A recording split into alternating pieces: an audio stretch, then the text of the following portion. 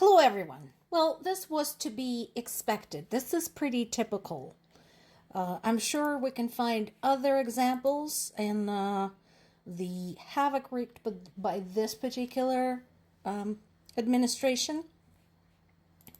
But this is just another promise that was made too hastily and could have never been fulfilled, ever.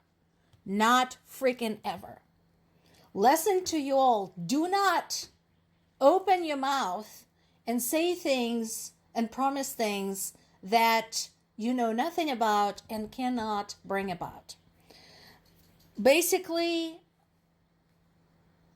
Trump administration is threatening to walk away from the peace negotiations between Russia and Ukraine because he already figured out he could not possibly end this war in 24 hours.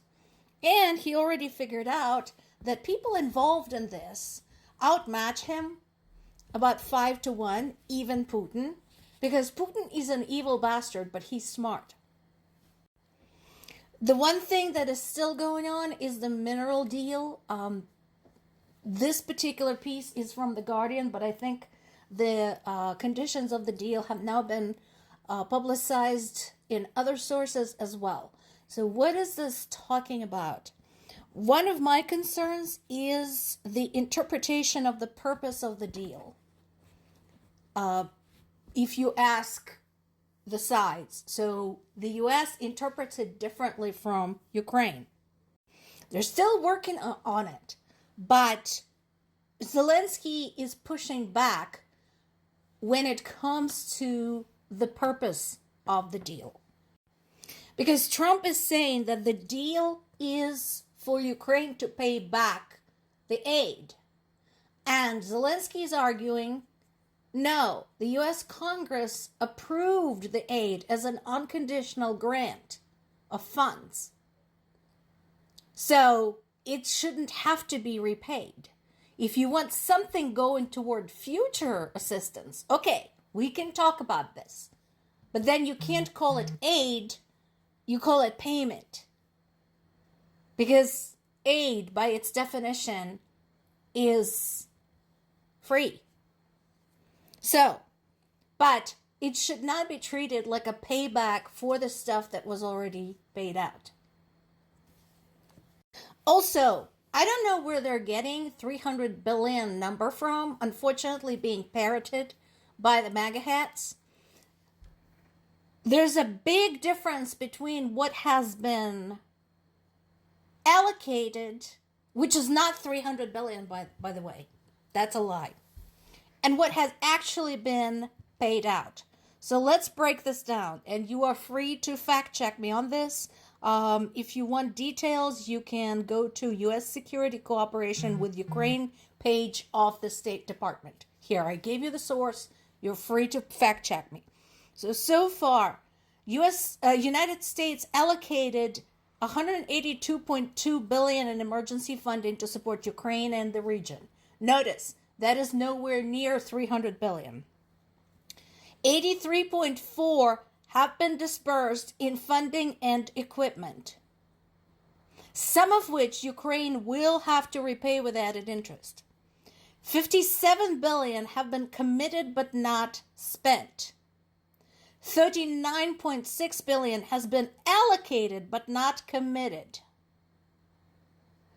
2.7 billion of allocated funds have expired and will never be paid out. So, if you're going to talk about the aid to Ukraine, can we at least please stick to the correct numbers and to full understanding of the difference, what has been sent, what has been allocated, what has actually been paid out. Now, this is a very telling line. One of the things that Marco Rubio said is that this is not our war and we have other things to do. What are the things? Like destroying U.S. economy and turning U.S. into a fascist state? I get it. Yes, you're very busy. But the phrase, not our war, is extremely cynical, especially in the context of numerous pieces of evidence provided to U.S. citizens and U.S. government of how this war directly affects them.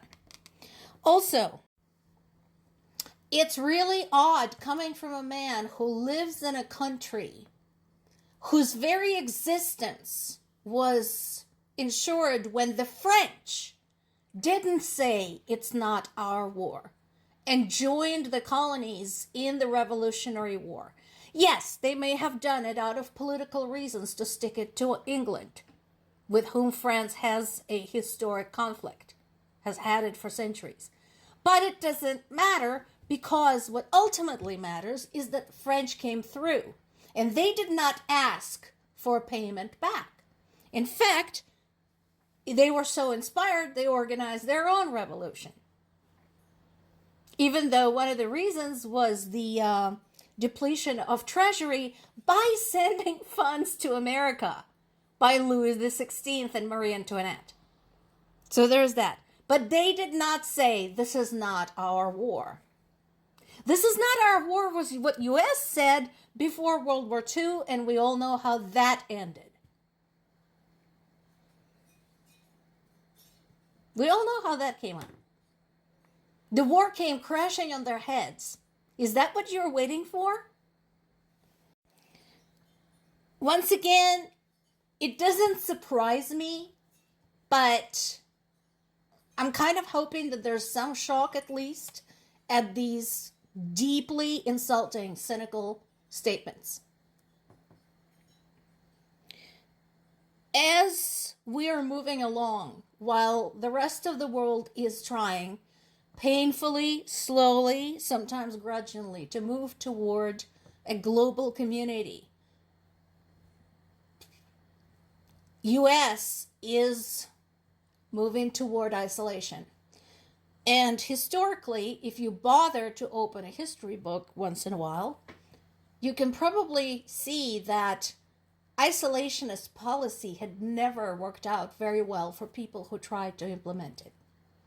If you need examples in modern times, I'll give you North Korea, who has to send their people by thousands to fight in Ukraine in the war that is not even theirs, because they need support of the one country that won't turn away from them, Russia. And then there's this asshole, Witkoff. So again, guys, if you're out there representing your country and your country's foreign policy, think before you speak. Steve Witkoff was the one who said that portions of Ukraine should be put under Russian control, without any consideration as to what it might mean to Ukrainians who live there. And we already know that. It didn't help that Kellogg then said, well, it's going to be like Berlin after World War II. That didn't help, dude, because that worked out so well for Berlin and for Germany. And then the two of them kept whining that they're being misunderstood. Well, maybe you should think before saying something so that you say it in a fashion that cannot be misunderstood. Now, they're upset with President Zelensky, who is calling them out on this. Basically, all he's saying is this. Listen, guys, we signed the Budapest Memorandum. You said you would help us if we were attacked. We gave up our nukes. We have been attacked. First, we were attacked in 2014, and you did nothing. Yes, I'm aware that was under Obama. I already addressed that. Then we were attacked more, and we have been attacked since 2022. Hello?